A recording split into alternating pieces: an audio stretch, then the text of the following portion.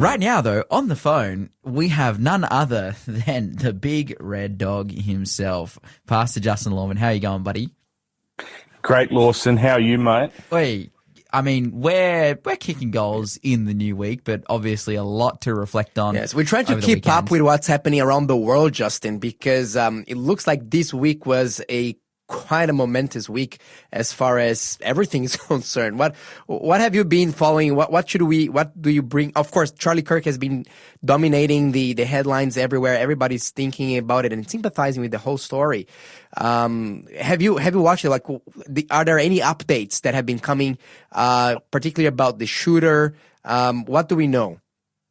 Yeah, that's constant, the stuff that's coming in. And I really think it's just going to become clearer and clearer as more information comes out, because it is still relatively early. But to me, the big thing that's going to come out of this, because this has now put emotions at such a state, because Charlie was deeply respected. Yeah. Deeply respected and very close to Trump. What that side of politics are going to do with this is the thing that's probably I'm finding most fascinating. The way they were talking in the days following that is, I think organizations like Antifa, it sounds like to me probably this week that the Trump White House will actually list them on the terrorist organization. Wow. The ramifications of that, because you've got Act Blue, Antifa, and a whole bunch of other smaller organizations that feed into, even Black Lives Matter, that feed into the democratic system, the Democratic Party, the other side of politics.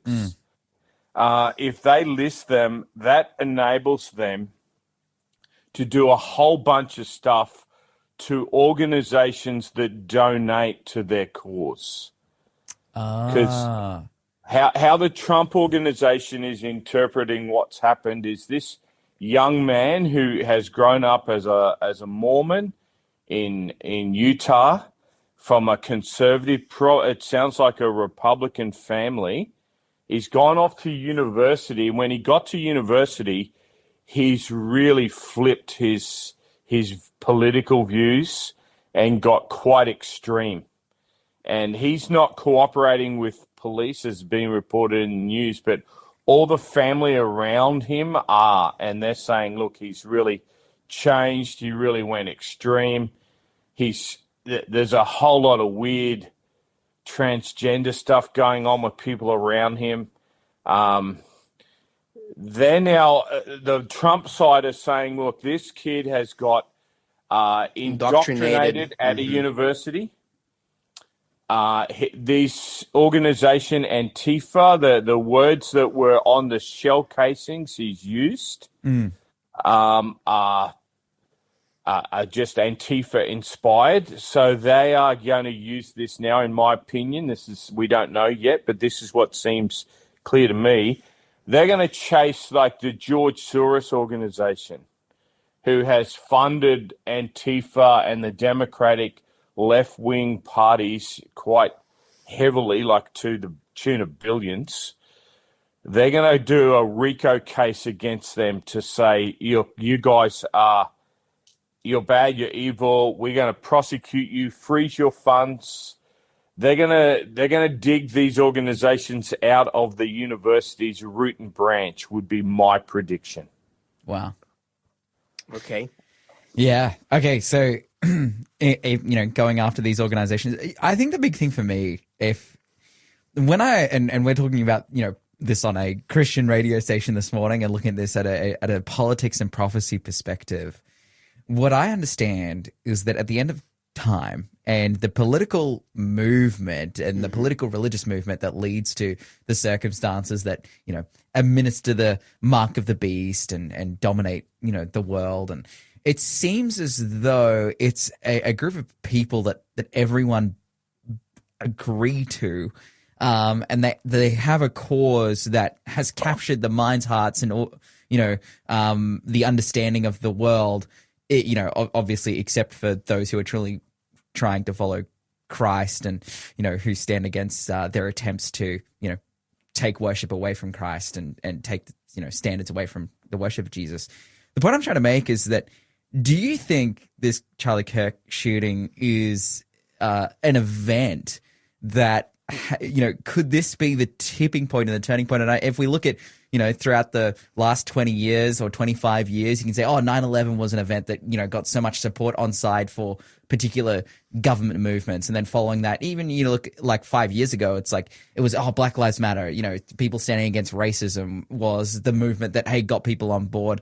Is this Charlie Kirk shooting, anti-political violence, is that the thing? Is that the event to squash the other side of politics completely, as you're suggesting, that, if you can go after Antifa and then you can go after Democratic support and all this kind of thing, like, or the support of the Democratic Party, will that be the thing to get it over the line? And will we see an America that will become a one-party government as a result of the destruction of the opposite side because of an event like this? Wow, that's a big question, Lawson. Let me give two answers to that. First off is we don't know. We won't know how this event's going to affect things until later. We look back at 9/11, and I think living through it, you could feel it was. This does feel like that, doesn't it? And I think this has sped the process up. This is about... This puts this on steroids. This puts nitrous oxide into the engine, and this just makes the thing go harder and faster. You look at, in England, the biggest protest in British history over the weekend. Yeah. They had Charlie Kirk featured in that, but that's nationalism. Populist nationalist, Tommy Robinson's movement is gaining force and force. It's happening. It's not just happening there, it's happening even in our own country. Yeah. We're getting these sort of pro-nationalist Australian protests going on, responding back. This is a movement that's sweeping the globe. I think the Charlie Kirk event has sped it up, and it's probably... What's been going on is the traditional Republicans are not into this, but the Trump side, the MAGA side, has overtaken the party. But that's at a grassroots, not at a higher level. Now at a higher level, there's no room for people that are moderates that want to reach out across the corridor. This is now polarizing deeply. And I do think the Democrats are losing this battle rapidly. I think they're really going to have a struggle long term to remain a viable political force. I'm calling that really early because that's not the case yet. But you can see the momentum in this thing, and it's all towards Christian nationalist governments. And it's not just in America, it's sweeping the world. So what's the whole idea between Christian nationalism, Justin, for the listeners that never heard this term before? What's that movement about? Well, the one thing, I love Charlie Kirk to listen to him, his arguments. The one area I really took exception to was his concept of the separation of church and state. He thought that's a false concept. A Christian nationalist wants Christianity and the policies of the government to be enforcing the Christian religion upon the whole nation. And that's not something I'm into. I don't believe God's character is something that he forces people to do anything. And we have, for a long time in the West, we've had a separation of church and state, where we let people make their own decisions, their own choices, and we believe that the gospel and the truth will ultimately win. These guys are leaning into politics, and rather than raising up a Billy Graham to preach the gospel, they're raising up senators. They're electing congressmen to actually make Christianity the dominant force in their country again.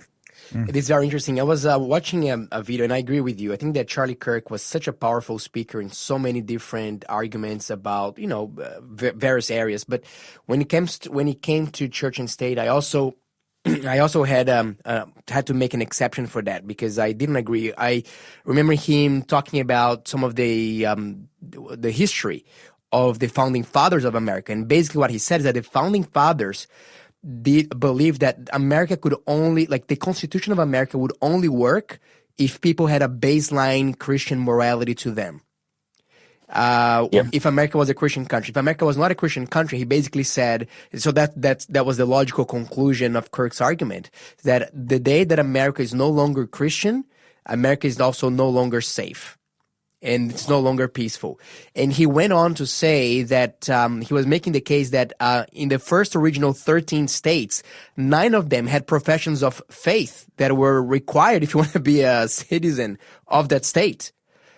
That's right. And then and he kind of stopped at that. He didn't. But I was thinking, is he suggesting that the governments or the states should revive that practice of having people professing Christians so that you can have access to citizenship rights?